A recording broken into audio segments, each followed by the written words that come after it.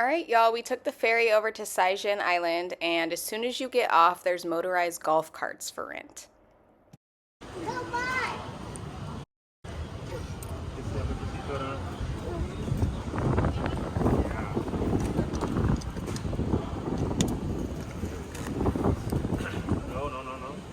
Like this, arms above.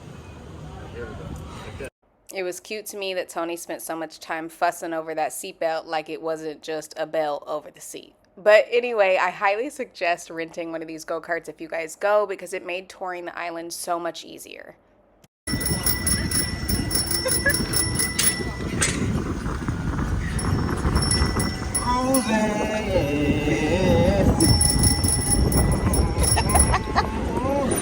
This is way better than walking. Way better. There we go. Who taught her how to use that? Yeah.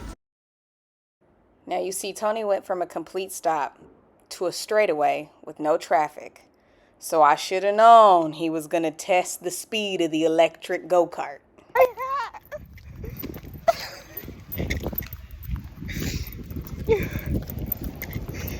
You're going too fast.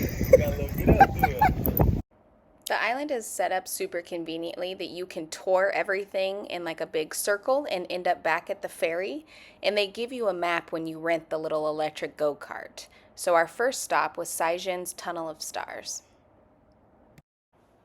Make sure you guys like, comment, share, and subscribe.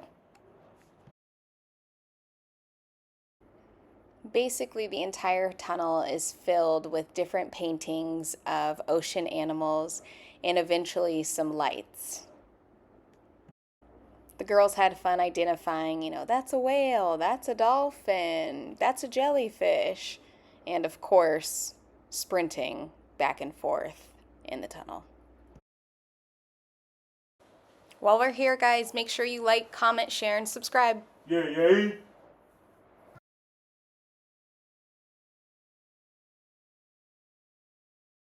This tunnel was originally built as a military tunnel during Japan's rule over Taiwan in 1895 because that was the way that they accessed the port on the other side.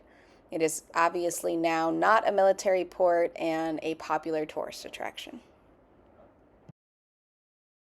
I will say that our time on Cijin Island did provide the most fresh air that we've experienced since being in Taiwan. There was an ocean breeze, it wasn't as polluted or smoggy, so it was refreshing.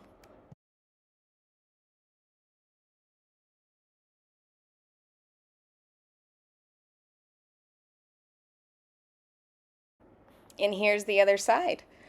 There's no way to access the beach from over here, but you can take a hike all the way back around the island. We did not do that because, as you can see, my belly is bellying, baking this third baby. But maybe next time. Bobby was less than amused that she could not get in the water right now. On our way back to our little golf cart, there was a man outside with his hawks giving a little show and educational speech. And in case anyone here does not speak toddler, Murphy just said, keep your seatbelt on. Keep your seatbelt on and hands and arms inside the vehicle at all times, please. Thank you. So here we thought we were on our way to the beach, but on the left-hand side, there is the street that is known as the Seafood Street. So we had to stop and get some grub, naturally. Seafood Street was set up like many of the other night markets in Taiwan. Clothes for sale, drinks for sale, food for sale, games to play. The only difference that I did notice at this market versus the others is that you see those little fans going with the tassels on them to keep the flies off of the food.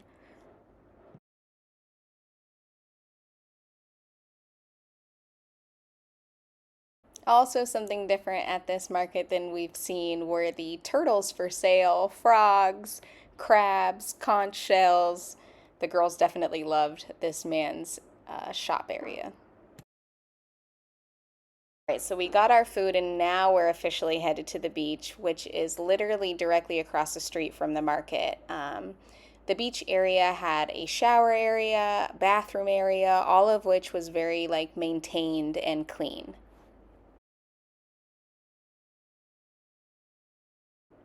We found a parking spot for our golf cart and we out.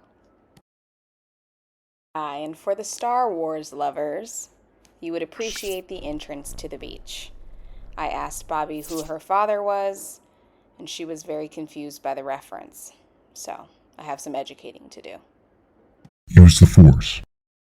So Cijin Island is a black sand beach, and I will say that it had the longest amount of beach before you actually get to the water area.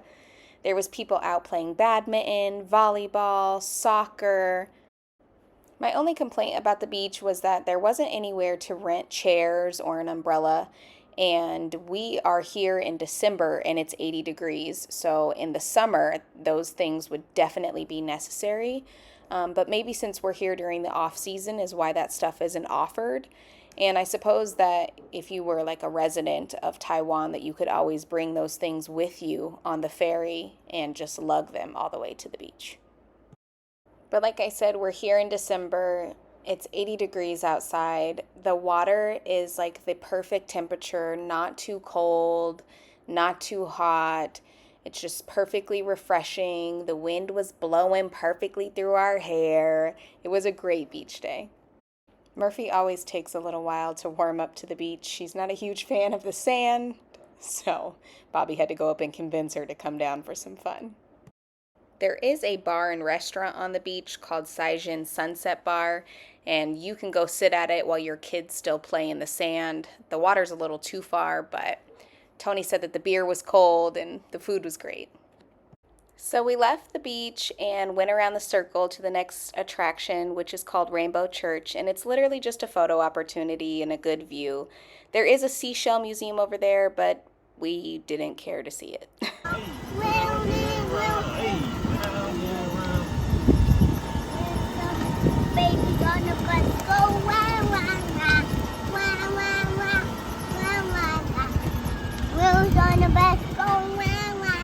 Here's Rainbow Church. Like I said, just a great view and a family photo op.